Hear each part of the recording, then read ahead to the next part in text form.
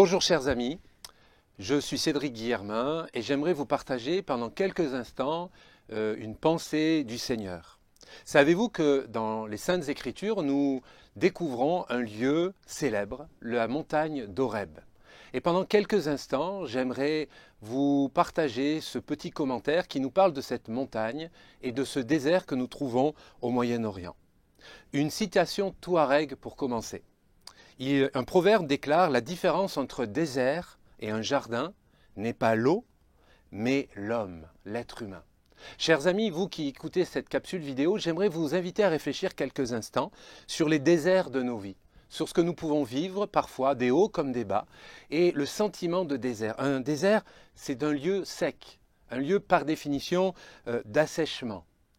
Oui, certes, nous pouvons vivre dans un pays très riche avec beaucoup de choses très, une modalité de plus en plus forte et grande, mais nous voyons dans l'Écriture, dans les Saintes Écritures, que Dieu seul peut répondre et répandre sa grâce dans chacun de nos cœurs.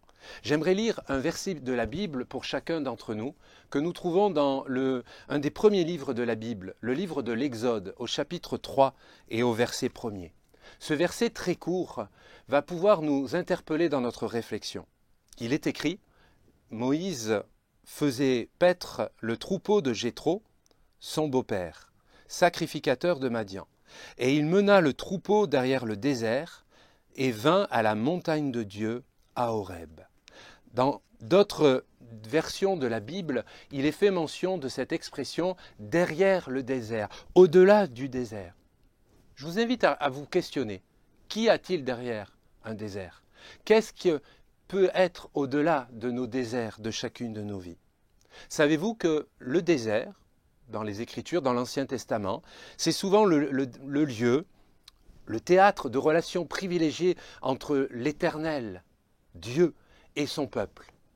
Nous trouvons également dans le Nouveau Testament différentes initiatives de personnages bibliques, les récits qui nous parlent, où nous voyons bien sûr Jean le Baptiste, le Seigneur Jésus lui-même, qui sera tenté dans le désert, dans différents aspects de sa vie. Le désert, c'est aussi un lieu de révélation. La révélation, c'est de ressentir l'amour de Dieu, de ressentir qu'il existe un Dieu qui vous aime, un Dieu qui veut être en relation quotidienne avec chacun et chacune d'entre nous, d'entre vous. Oui, dans nos déserts, il est possible, dans votre désert, il est possible d'avoir cette main tendue, secourable, qui vient du Seigneur Jésus lui-même. Une deuxième citation biblique qui sera également la fin de mon propos, toujours concernant la montagne d'Horeb, dans le livre de l'Exode, toujours un peu plus loin dans notre lecture, au chapitre 17, et les 6 premiers versets.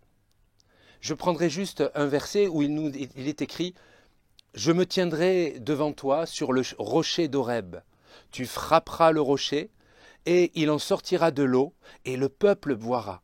Et Moïse fit ainsi aux yeux des anciens d'Israël. » Il y aurait beaucoup de choses à commenter sur ce verset, mais j'aimerais attirer votre attention sur le fait que dans ce désert, il y a un rocher, et ce rocher va être frappé d'une manière miraculeuse, c'est vrai, mais il y aura une eau vive qui va en sortir.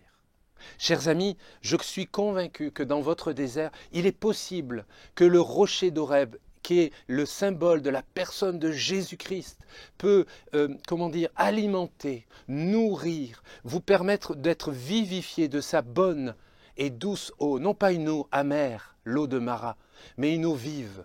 Chers amis, vous qui tombez et vous visionnez cette capsule vidéo, je vous encourage à venir nous retrouver dans nos lieux de culte. Je vous encourage à vous approcher de Jésus. Je vous encourage à expérimenter l'eau du Seigneur, cette eau vivifiante, l'eau du rocher d'Horeb. Alors, un peu plus loin dans la Bible, dans les évangiles, Jésus a pu déclarer cette merveilleuse parole et qui sera ma citation finale pour nous aujourd'hui.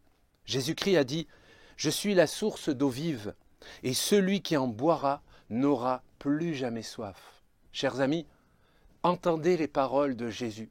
Cette parole, elle est pour tous, elle est pour toutes, pour les hommes, pour les femmes, pour les enfants, pour vous qui êtes croyants, pour vous qui ne croyez plus dans les religions. J'aimerais vous dire qu'il existe un Dieu, un Seigneur, un Sauveur qui vous aime et qui aimerait tellement, dans le désert de votre vie, pouvoir vous donner cette eau fraîche. Chers amis, vous qui écoutez cette vidéo, je vous inviterai à faire silence dans votre cœur et à écouter, à recevoir cette prière que je vais formuler maintenant, avec beaucoup de simplicité, mais je crois, beaucoup de foi.